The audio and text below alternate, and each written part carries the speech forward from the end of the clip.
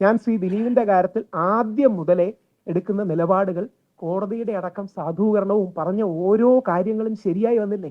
പക്ഷെ എനിക്ക് മാധ്യമങ്ങളോട് പറയാനുള്ളത്, ഞാൻ ശരിയായി എന്ന് പറയാനല്ല ഈ അവസരം ഞാൻ ഉപയോഗിക്കുന്നത്. പകരം നമ്മുടെ സമൂഹത്തിന് തെറ്റിപ്പോയി എന്നുള്ളൊരു തിരിച്ചറിവ് വേണം. ആ വീട്ടിലും പുള്ളിക്കൊരു അമ്മയില്ലേ? ആ വീട്ടിൽ പുള്ളിക്കൊരു ഭാര്യയില്ലേ? 2 പെൺമക്കളല്ലേ അവിടെ ഉള്ളത്? എത്ര കാലം അദ്ദേഹത്തെ വേട്ടയാടി. എന്നിട്ട് ഞാൻ ജയിലിൽ പോകുമ്പോൾ, അതായത് ഹോസ്പിറ്റലിൽ പോകുമ്പോഴാണ് കണ്ടത്. അന്ന് ഞാൻ അകത്ത് കിടക്കുകയാണ്. 8-ാം തീയതി വിധി വരുമ്പോൾ ഞാൻ അറസ്റ്റിലാണ്. ഞാൻ ഹോസ്പിറ്റലിൽ പോകുമ്പോൾ കണ്ടു ചില ചാനലുകൾ, എല്ലാവരും ഒന്നും പറയുന്നില്ല, ഇപ്പോഴും പുള്ളി എന്തോ വലിയ തെറ്റ് ചെയ്തു എന്നും ഇതിന്റെ പിന്നിൽ വലിയ ഗൂഢാലോചനയുണ്ടെന്നും ചിത്രീകരിക്കുന്നതേ എന്ത് ആത്മാർത്ഥതയാണ്. കോടതി എടുത്തെടുത്ത് പറയുന്ന കാര്യങ്ങൾ നമ്മൾ കണ്ടതല്ലേ.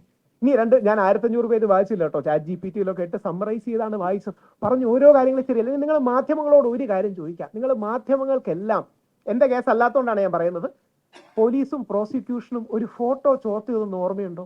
പൾസർ സുനിയും ദിലീപും ഒരുമിച്ച് നിൽക്കുന്ന ഒരു ഫോട്ടോ കിട്ടി, ദൈവത്തിന്റെ കയ്യൊപ്പുള്ള ഫോട്ടോ എന്ന് പറഞ്ഞു. എവിടെയാ ഫോട്ടോ?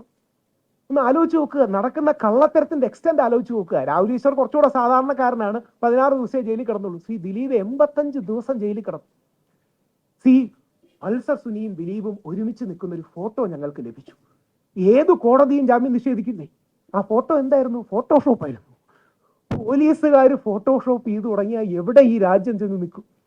ഇനി നിങ്ങൾ ആ ഫോട്ടോ കണ്ടിട്ടില്ലെങ്കിൽ വെറുതെ പൾസർ സുനി, ഞാൻ ആ ഫോട്ടോയും കൂടെ കൊണ്ടുവരണമെന്ന് പറഞ്ഞാണ്. 2 ഫോട്ടോകൾ ഇവര് ബ്ലെൻഡ് ചെയ്തു. 2 ഫോട്ടോകൾ ബ്ലെൻഡ് ചെയ്തിട്ട് ദിലീപിന്റെ ബാക്കിൽ, ഒരുപാട് ദൂരെ ബാക്കിൽ 2 പേര് നിൽക്കുന്നു. അത് പൾസർ സുനിയാണെന്ന് ധരിപ്പിക്കാനായി വേറൊരു ഫോട്ടോ സൈഡിൽ ഒട്ടിച്ചു വെച്ചു. പൾസർ സുനിയുടെ മുഖത്ത് ഒരു റൗണ്ട് ഇട്ട് വെച്ചു.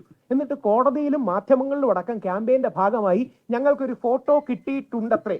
അങ്ങനെ പറഞ്ഞാൽ മതിയല്ലോ. ബിജു മേനോൻ നമ്മുടെ റൺ ബേബി റണ്ണി പറയുന്ന പോലെ ഞങ്ങൾക്കൊരു ഫോട്ടോ കിട്ടിയിട്ടുണ്ട് അത്രേ, അതുകൊണ്ട് 4 ആഴ്ചയാക്കി ജാമ്യം കൊടുക്കരുത്.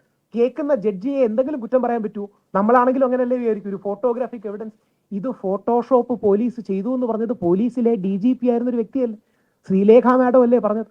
പോലീസിലെ DGP ആയിരുന്ന ഒരു വ്യക്തി ഫോട്ടോഷോപ്പ് ഉപയോഗിച്ച് കള്ളം ചെയ്തു. ക്രിമിനൽ ആക്ടിവിറ്റി അല്ലേ ഇത്?